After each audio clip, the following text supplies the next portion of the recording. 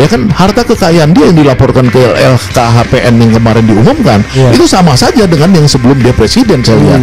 Ya kan itu di mana kita mau melihat dia itu sebagai penjahat. Anda berharap setahun itu akan ada radical breakthrough, break ya? Ya, saya udah merumuskan, saya Jumhur dan Rocky Gerung ya, kita sudah beberapa kali melakukan pertemuan bahwa itu Oktober kita lihat presidennya melakukan radical break atau tidak gitu. Kita berharap itu terjadi pada saat setahun gitu.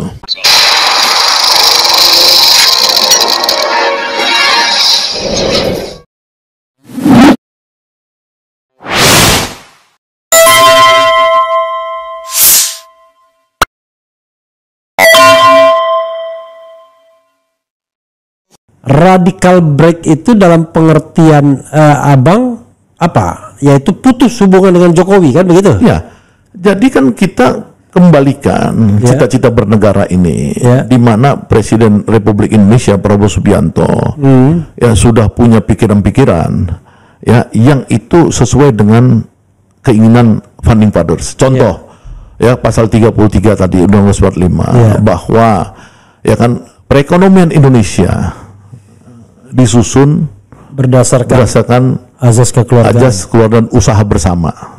Itu namanya koperasi kan? Ya enggak? Itu ada dalam cita-cita, mimpi dan action dari Presiden Prabowo Subianto menciptakan 80.000 koperasi.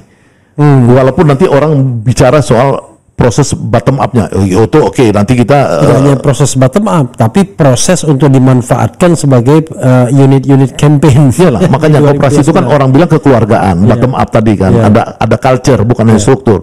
Tapi dia melakukan itu menurut saya itu sesuai dengan Undang-Undang Dasar 45 pasal 33, iya kan? Dia juga melakukan bagaimana agar orang Indonesia ini jangan gizi buruk terus, 78, 80 IQ-nya gara-gara gizi buruk rata-rata, dia mau kasih makan gratis, iya nggak? Kemudian udah koperasi, dia mau buat perumahan untuk buruh rakyat, walaupun semua pencapaiannya sekitar 5%, perumahan MBG 5%, koperasi baru sampai legal actionnya aja, tapi ini sebenarnya menurut saya, ya kan ini semua niat baik dia, pikiran baik dia. Ya kan harta kekayaan dia yang dilaporkan ke LHKPN yang kemarin diumumkan itu sama saja dengan yang sebelum dia presiden saya lihat. Ya kan itu di mana kita mau melihat dia itu sebagai sebagai penjahat gitu loh. Itu aja buat saya, ini orang baik kenapa ini kita nggak coba ini gitu loh. Jadi orang baik ketemu orang baik itu gimana caranya gitu loh. Kalau ada yang lapisin orang gorong-gorong nih, kelompok gelap nih melapisin nih antara orang baik dengan orang baik, ya itu bagaimana ditembus gitu loh. Ya, tetapi kan tadi kan abang belum menjawab radical break itu apa? Nah, kembalikan ke cita-cita dia ini sebagai penyaring, alat penyaring, ya kan agar apa? Agar semua kekuatan-kekuatan rakyat ini ya bisa berpartisipasi ya untuk mensukseskan itu. Contoh nih misalkan.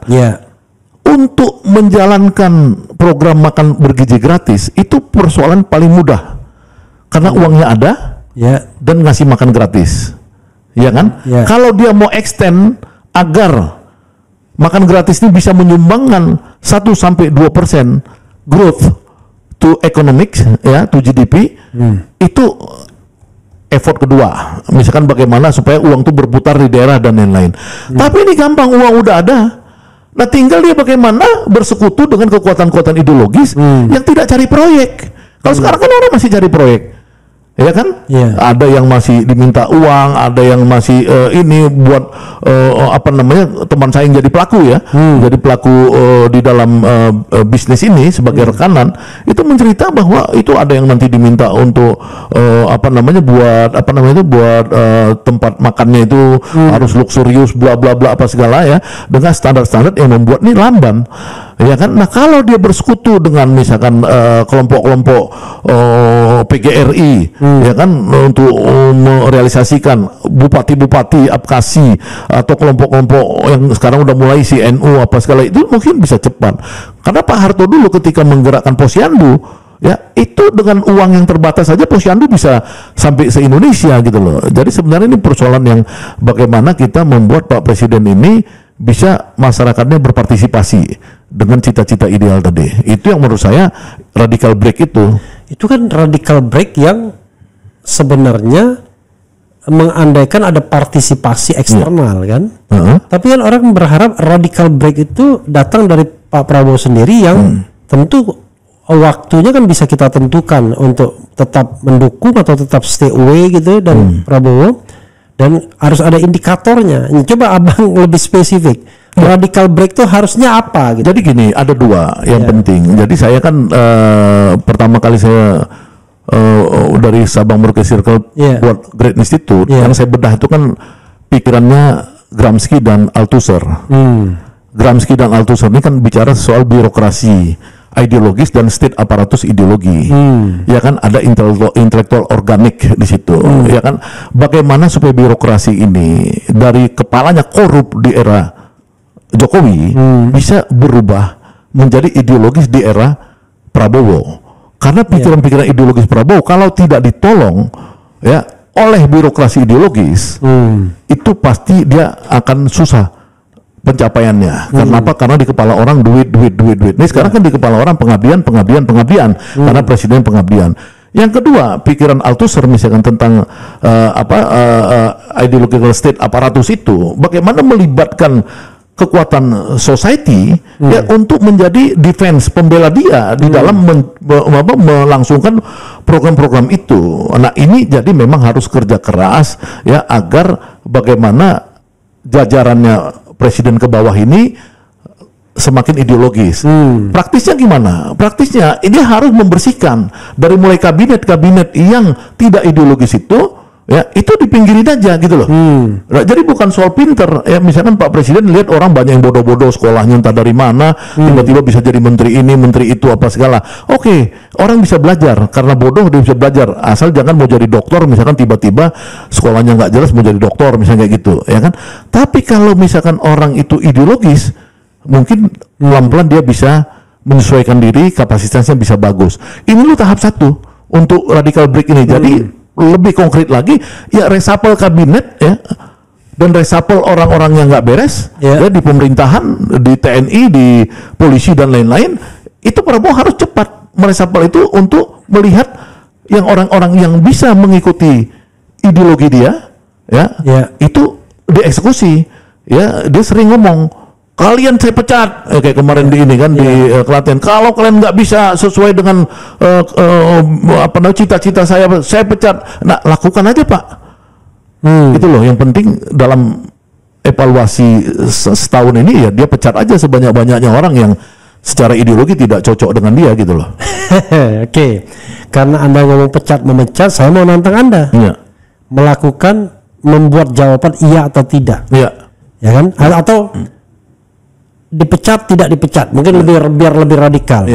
Jadi saya mau sebutkan nama, Anda tinggal jawab dipecat tidak dipecat. Nah, itu saya belum sampai riset ke nama. Oh, belum sampai karena baru mulai saya risetnya kan karena asumsi saya itu kan Oktober 1 tahun. Jadi tim saya di Great Institute ini ya sedang sampai ini mulai ke nama ini. Nama itu maksudnya menteri ini skornya berapa. Kalau sekarang saya memang baru akan, karena kita kan acuan saya setahun. Jadi Anda belum bisa menyebut siapa yang harus diganti misalnya sekarang. Kalau 1-2 sih yang bisa kayak Budi Ari udah harus dong, karena dia ada masalah itu kan. Budi Sadikin misalkan yang dia Budi Gunadi Sadikin BKS yang dia kasusnya ribut terus dengan dokter lah, kedokteran apa segala, sehingga dengan Ikatan Dokter Indonesia bisa seperti itu. Itu udah nyata kan. Yang lain tuh saya lagi lihat kinerjanya nih, mungkin 2 bulan ini baru selesai. Tapi soal masalah integritas misalnya, ya misalkan Bahlil misalnya, ya makanya kan itu 1,5 tahun jadi dokter, Dito Aritejo terima uang tapi tetap jadi menteri. Nah ini makanya kan kita melihat bahwa kalau misalkan itu Prabowo ya itu menyuruh kepada yang secara publik bisa dianggap kredibel ya, misalkan bisa nggak Kejaksaan Agung mengatakan bahwa si Menteri Pemuda ini memang dulu dia ada terlibat misalnya kayak gitu ya kan, itu harusnya dipecat dong. Kan sudah kan yang mengembalikan uang kan pengacaranya waktu itu. Iya, kayak gitu seperti dia nggak kredibel dong. Iya, 27 miliar dia kembalikan. Orang-orang seperti itu memang harus disingkirkan. Ya, tapi kenapa dipakai gitu? Nah, ya itu kan karena dia kan dilindungi oleh yang saya sebut tadi kan, kekuatan dari masa lalu itu. Masa lalu ini oligarki ya, bukan hanya Jokowi ya, Jokowi dan oligarki. Nih, saya buka ya, Dito Aryo Tejo kembalikan uang 27 miliar. Iya. Ya artinya secara etik dia udah nggak cocok kan tapi ada juga dia bantahannya. Menpora Dito Aryo Tejo bantah kembalikan uang 27 miliar. Saya ini harus ada. Tapi masalahnya ini orang ininya sendiri, lawyernya sendiri kembalikan. Iya, makanya itu saya belum dalam ya. Artinya Prabowo harus going concerns terhadap isu itu gitu loh. Jadi yang tadi saya sebut etik itu ya dia harus cek ulang semua sebelum melakukan satu tindakan. Jadi itu, tapi buat saya itu kan setahun ya, ya setahun. Kalau lebih cepat ya tentu lebih bagus dong. Oke, ya kan? Anda berharap setahun itu akan ada radical breakthrough, break ya? Ya, saya udah merumuskan, saya Jumhur dan Rocky Gerung ya, kita sudah berapa kali melakukan pertemuan bahwa itu Oktober. Oktober kita lihat presidennya melakukan radical break atau tidak gitu. Kita berharap itu terjadi pada saat setahun gitu. Saya masih banyak sih, kalau kita nggak akan pernah selesai ngomongin soal Prabowo. Tapi this is the last question terkait Prabowo. Di bawah pemerintahan Prabowo selama 5 tahun ke depan, Anda melihat langit Indonesia gelap gulita atau cerah terang benderang? Saya lihat lebih cerah dari sekarang, lebih dari yang dari kemarin, lebih cerah. Lebih cerah, tapi tidak terang benderang ya, lebih cerah. Artinya dia akan menjadi orang yang penyambung lidah lah, kalau istilah itu penyambung lidah rakyat. Artinya bridge, jembatan kepada yang Indonesia lebih baik. Emas, bukan Indonesia cemas. Jadi dia ini jembatan kepada Indonesia yang lebih gemilang gitu loh. Jembatan ya, jembatan bridge ya kan. Bridge. Pertanyaan saya adalah, saya khawatir terus terang Prabowo hanya tertarik pada pembangunan ekonomi. Bahkan dia pernah mengatakan nggak usahlah demokrasi ini, yang penting rakyat kenyang makan. Itu kan cara berpikir komunis kan, cara berpikir orang yang otoriter.